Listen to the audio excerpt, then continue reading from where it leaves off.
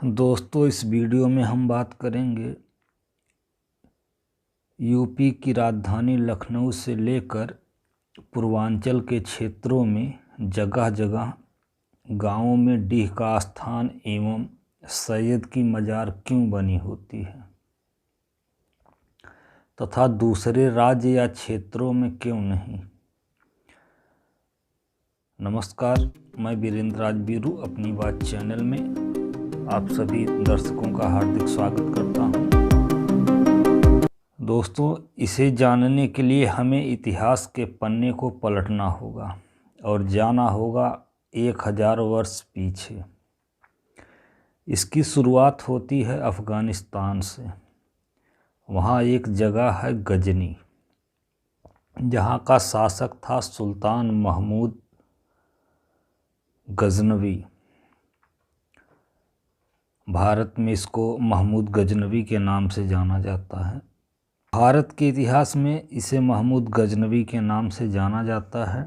इसने भारत पर 17 बार आक्रमण करके बहुत सारी धन दौलत लूटा था। इसका पहला आक्रमण 1000 ईस्वी में, 16वां आक्रमण 1025 ईस्वी में किया था, जो सोमनाथ मंदिर पर था, और 17वां व आखिरी 1027 ईस्वी में था। मैं देखना चाहता था वो गजनी कैसा है। आपको सुनकर ताज्जुब होगा, महमूद गजनी का अफगानिस्तान के इतिहास में कोई स्थान नहीं है।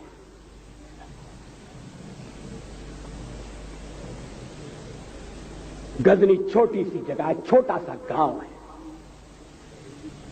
कल्पना करिए, सैकड़ों साल पहले वहां धूल उड़ती। इसके बाद यह गजनी वापस जाता है और 1030 ईस्वी में इसकी मौत हो जाती है।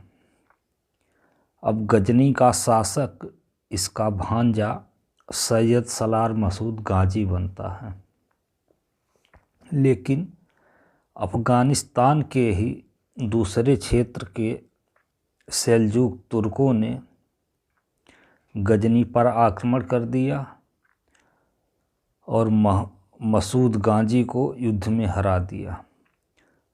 मसूद गाजी जान बचाकर कुछ सैनिकों के साथ भारत आ गया। राजस्थान, बनारस आदि क्षेत्रों में लूटपाट, कत्लेआम करते हुए मसूद गाजी श्रावस्ती पहुंचा। श्रावस्ती के राजा बिहारी मल के 4 पुत्र थे, सुहलदेव राजभर, रुद्रमल, नागमल और सहरमल, जो अलग अलग रियासत के राजा थे, तथा एक पुत्री थी जिसका नाम था अम्बे देवी। मसूद गाजी ने रुद्रमल के किला पर हमला किया और रुद्रमल को हराकर अम्बे देवी को बंदी बना लिया। जब यह खबर सुहलदेव राजभर को मिली तो वे तुरंत सेना लेकर युद्ध के लिए रवाना हुए। इनकी सेना में जो प्रधान सेनापति थे उनका नाम था भरडीह, और मसूद गाजी की सेना में प्रमुख सेनापति सैयद सैफुद्दीन और हठीले पीर थे। बहराइच में भुराइचा किले के पास मसूद गाजी और सुहलदेव राजभर के बीच युद्ध हुआ। इसमें सुहलदेव की जीत हुई। मसूद गाजी और उसके हजारों सैनिकों के साथ सेनापति सैयद सैफुद्दीन, हठीले पीर मारे गए। सुहलदेव की सेना के भी सैकड़ों सैनिक तथा सेनापति भरडीह मारे गए। युद्ध समाप्ति के बाद हिंदू समाज में भरडीह को उनकी वीरता और शहादत के लिए याद करने तथा श्रद्धांजलि देने के लिए गांव में मिट्टी का टीला बनाकर उसे डीह बाबा कहने और पूजने लगे। अब हिंदुओं को ऐसा करते देख मुस्लिम समुदाय भी मसूद की सेना का सेनापति जो सैयद सैफुद्दीन था उसकी मज़ार जगह जगह बनाकर उसे सैयद बाबा की मज़ार कहने और उसे पूजने लगे। यह दस्तूर आज भी जारी है। दोस्तों जो मसूद गाजी आक्रमणकारी था, जिसने भारत पर आक्रमण लूटपाट के लिए किया था और भर राजा सुहेलदेव राजभर से लड़ाई करते हुए 1034 ईस्वी में मारा गया, उसी की मज़ार को फिरोज शाह तुगलक ने 1336 ईस्वी में बनवाया तथा मुस्लिम समाज उसको शहीद और पीर बाबा का दर्जा देकर गाजी मियाँ के नाम से जानते और पूजते हैं। अब इसके बारे में जानते हैं। सन 1402 ईस्वी में जौनपुर का शासक था इब्राहिम शाह सरकी तथा श्रावस्ती के रायबरेली के राजा थे डलदेव राजभर और बलदेव राजभर। डलदेव एक दिन शिकार खेलने जंगल में गए थे। उस रास्ते से एक मुस्लिम मौलवी सैयद बाबर की बेटी सलमा डोली से कहीं जा रही थी।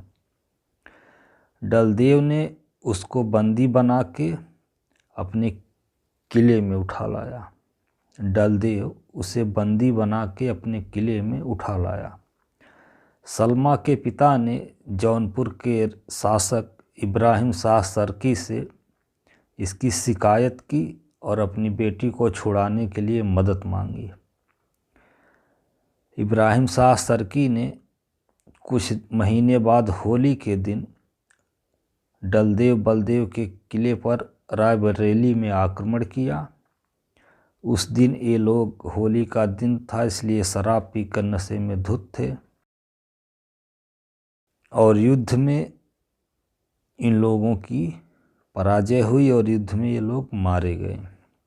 डलदेव की सवारी हाथी तथा बलदेव की सवारी घोड़ा हुआ करता था।